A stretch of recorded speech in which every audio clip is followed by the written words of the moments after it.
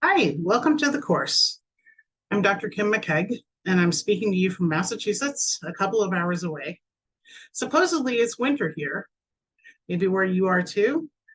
My food and beverage thoughts right now are centered on winter cooking, baking, slow cooking in the crock pot, soups, hot tea, cocoa, and coffee. Welcome to Take Back the Kitchen from my kitchen. I moved to Western Massachusetts about 2.5 years ago after my husband died. He was a wonderful cook, and we worked together in the kitchen a lot. My current kitchen is tiny and drives me nuts, but I managed to turn out some good food anyway. That's probably due to good ingredients. This area of Massachusetts is farm country.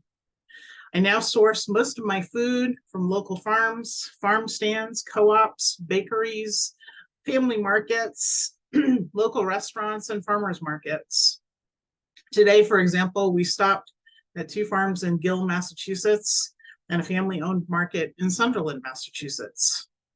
And I say we because I'm engaged to another wonderful cook who embraces the local food wherever possible perspective.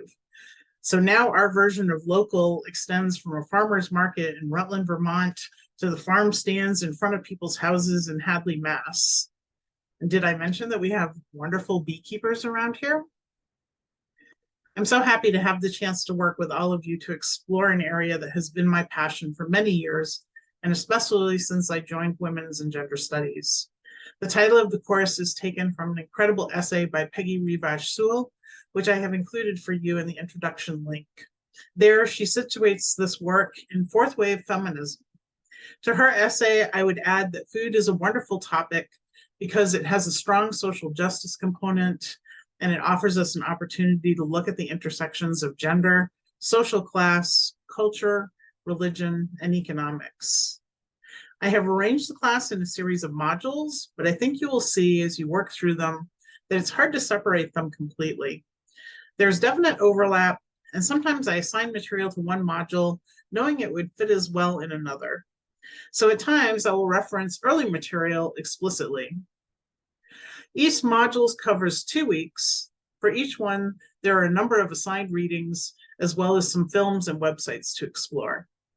There is a lot of material in this course. However, and I cannot stress this enough, it is like an all-you-can-eat buffet, and if you try to digest every last piece of it, you are likely to be ill. I have indicated in the syllabus that you should prioritize first the required readings, second, websites that are quicker reads, and third, films that are freely available to you that are of interest. Documentaries are always higher priority than fun movies, even though those too have important messages.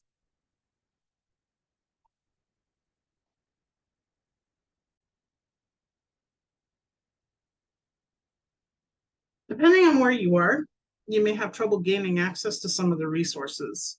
Not all the films may be internationally available, for example. Make sure you make your best effort. That's all I ask. If you can't get access to something, but you're curious about it, ask your classmates. They may be able to fill you in. You may be able to understand the main points of the piece that way.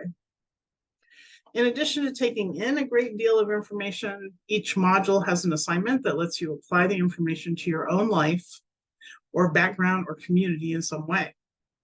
In most cases, there are options for this, and you should pick one of the options, not all of them. I've also asked you to journal on your reactions each week. Journals are more of a private, reflective space where you can explore your own thoughts and feelings. They are graded only in terms of wanting you to write thoughtful comments that show me how you are making class material your own.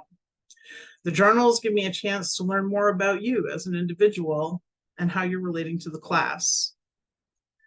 Each module also has a series of discussion questions, but I plan to do discussion differently this year. I have been studying for a graduate certificate in neurodiversity and learning differences, and our online classes all have synchronous weekly discussion chats.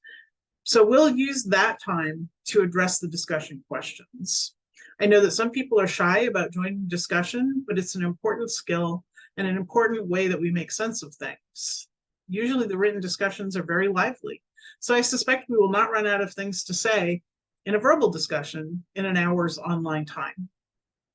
I'll put out a poll to find 2 times that we can set as our weekly discussion times, and you will then pick one of them to attend, and it doesn't have to be the same one every week.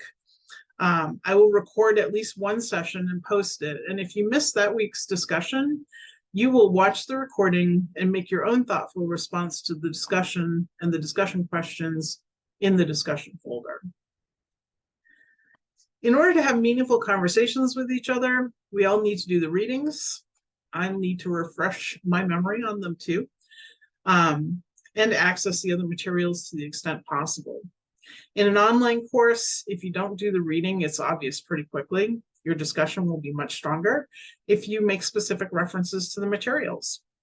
But I also always see you making wonderful connections between the material and your lived experiences, and we'll want to hear about that as well. Discussions are also a way to build community, and community is very important in our WGS program. So I look forward to hearing everyone's voices this semester and ask that you pay special attention to developing a vibrant learning community during the first couple of weeks of the semester while we're all getting to know one another. One thing it may be important to repeat is something that I learned from a dear friend and next door neighbor when I was a grad student myself in Oklahoma. That is, it's not polite to make fun of other people's food choices.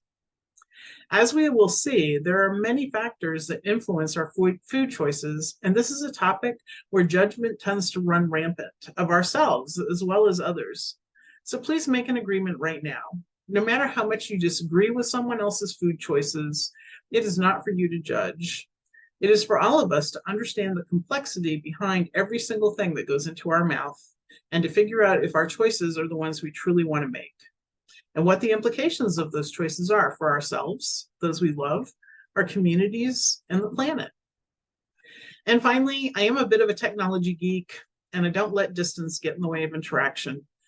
Nowadays, I mostly use Zoom for video chatting, although I have also used Skype, Google Meet, Hangouts, FaceTime, and WebEx conferencing. I have a phone, as well as like 5 different email accounts, and I am getting back into the habit of checking my Southern email regularly. I'm here, I'm accessible, and I want to get to know you. Outside of our group discussion times, I'm also available to set up an individual or small group conference. Just let me know you're interested in that.